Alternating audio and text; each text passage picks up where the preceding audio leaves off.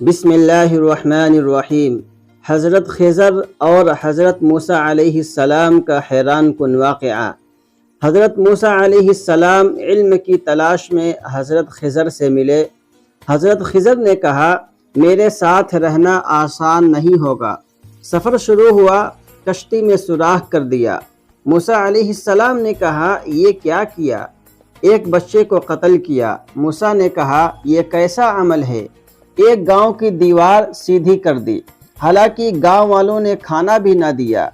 آخر میں حضرت خضر نے کہا، یہ سب اللہ کے حکم سے کیا۔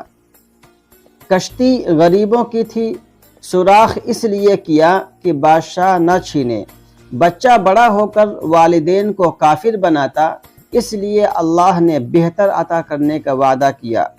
دیوار کے نیچے یتیموں کا خزانہ تھا، اس لیے سیدھی کی۔